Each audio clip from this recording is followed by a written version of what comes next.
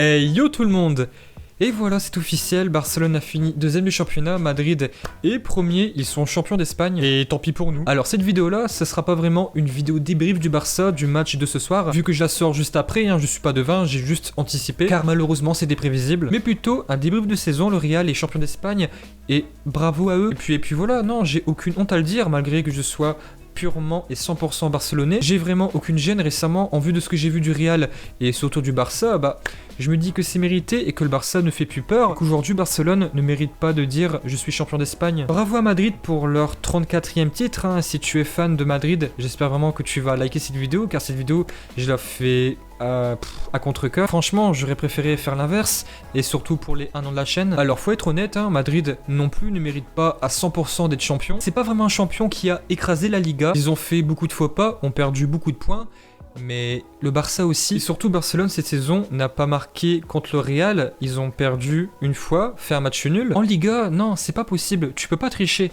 tu peux gagner Ligue des Champions avec un petit peu de chance, avec les tirages de sort qui sont favorables ou non, une Coupe d'Espagne aussi, mais en Liga, non, c'est pas possible, tout le monde affronte tout le monde, il y a 38 matchs au total, il faut dire la vérité, si le Barça avait été champion, ça n'aurait pas été un grand Barça. Il faut le dire franchement, le Barça ne fait pas une bonne saison. Alors je sais très bien il reste la Ligue des Champions, mais même, car l'histoire retiendra qu'on a changé de coach, retiendra aussi la 1000e blessure de Dembélé, des prestations minables à l'extérieur, des scandales de Bartomeu et des échanges bizarres. Bref, même si le Barça, et c'est tout à fait possible, je suis d'accord, même si le Barça gagne la Ligue des Champions, ou même fait des bonnes prestations, arrive en finale, demi-finale, mais font des bons matchs, non, le Barça ressortira blessé de cette saison. Il faut se poser les bonnes questions et dire la vérité, le Barça ne fait plus peur. Madrid non plus ne fait pas une super grande saison, c'est vrai, mais dans la dernière ligne droite, ils sont lucides, ils sont plus solides que nous, physiquement, mentalement et surtout mentalement. Bravo aussi à Sergio Ramos qui a été d'une très grande importance en fin de saison. Benzema pareil pour sa régularité et Gareth Bale pour nous amuser. Honnêtement, je vous dis la vérité, les matchs du Real,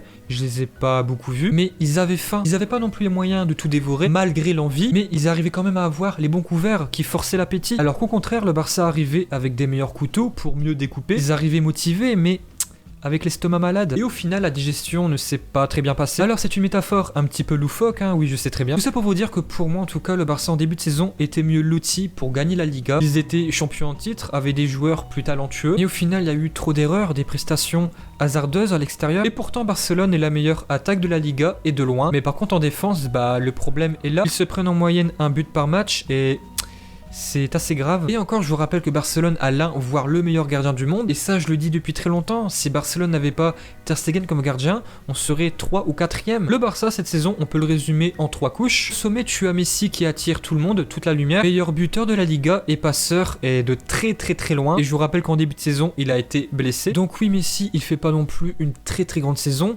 mais il est super important, il est là et il est au sommet. Voilà, tu as Messi qui est en première couche et en deuxième couche, tu as Ter Stegen et Busquets qui font des saisons, une saison très bonne, mais qui sont dans l'ombre entre guillemets à cause de Messi. Mais ces deux-là, ils ont été très bons et surtout Ter Stegen, ils ont vraiment maintenu l'équilibre et c'était assez rare de pas les voir au niveau. Busquets en début de saison, c'était assez compliqué, mais avec la venue de Quique Setien, il s'est retransformé, il a retrouvé pour moi une seconde jeunesse, il a été d'une importance extrême. Et la troisième couche, c'est tout le reste. Suarez, ok, il a fait des bons matchs, il a marqué beaucoup de buts, mais non. De Jong, Jordi Alba, c'est pareil, ils ont été bons, d'accord, mais pas assez réguliers. Et le souci, il faut dire la vérité, il est là. Comment tu veux gagner un championnat au long terme si tu as que 3 joueurs qui sont réguliers? En 2015, dans la première couche, tu avais la MSN. En deuxième, tu avais Rakitic, Dani Alves, Xavi, Iniesta et tout le reste. Là, d'accord, tu pouvais construire quelque chose, mais pas aujourd'hui. Je vous dis franchement, et c'est la pure vérité, et même si le Barça avait gagné le championnat, j'aurais pas aimé, j'aurais pas apprécié. Cette saison, le Barça a joué environ 45 matchs, toutes compétitions confondues,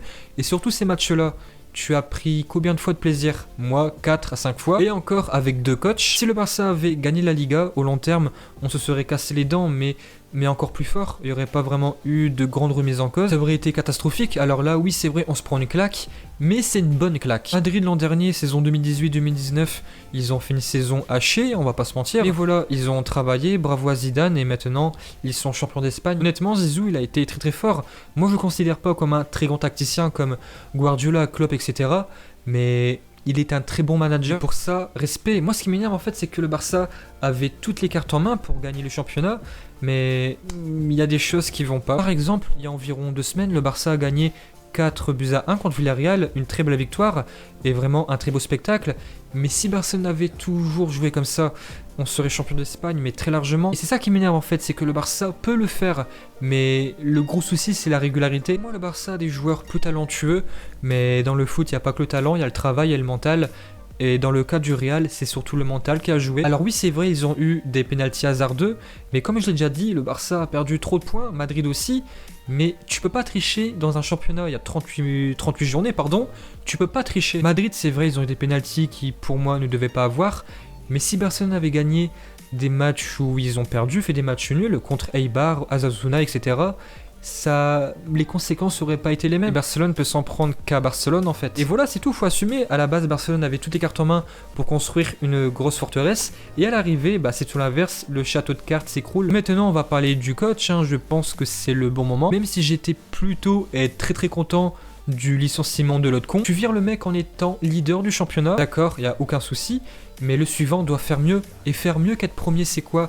C'est d'être premier avec la manière, et l'échec il est là. Il avait promis le beau jeu, on l'a pas eu, on l'a eu quelques fois, mais pas dans la durée. Alors je suis d'accord, il n'a pas eu Dembélé, Suarez, il a été absent 80% du temps, mais c'est toujours pas suffisant. Quand tu es Barcelone, même s'il te manque 2 voire 3 joueurs majeurs, tu dois faire mieux, surtout contre des petites équipes, des équipes qui jouent le bas de tableau, voire le ventre mou. Très souvent, le Barça a gagné 1-0, voire 2-1 d'une manière très poussive. Donc oui, ça peut arriver quelquefois, mais pas toute une saison. Le jeu avec lui est meilleur, c'est vrai, un tout petit peu, mais à l'arrivée, on se casse la gueule. Le jeu que Setien veut proposer, les joueurs peuvent le faire, on l'a vu plusieurs fois, mais au final c'est un échec et il y a des raisons à ça. Les joueurs sont très talentueux, s'entendent bien, mais je suis désolé, avec Setien, il y a un malaise aussi avec Messi. Messi qui a dit plusieurs fois qu'il regrettait le départ de l'autre casserole. Des conflits entre le coach et Arthur, c'est pour ça qu'il est parti. Des soucis avec Sarabia, le coach adjoint. Et pour conclure magnifiquement,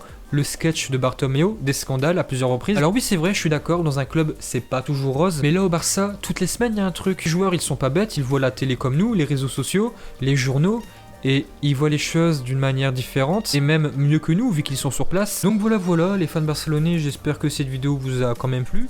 Les fans de Madrid, lâchez un petit pouce bleu s'il vous plaît. Donc voilà, faut assumer, on se prend une claque et Barcelone a fini second du championnat, il reste la Ligue des Champions. Le Real, j'espère qu'ils vont pas passer. Mais en attendant, ils sont champions d'Espagne et c'est quand même mérité. Même si le Real, c'est pas un très grand champion cette année, ils ont été plus lucides que nous, surtout sur la fin, et c'est ça que je vais retenir. Et puis voilà, yo tout le monde.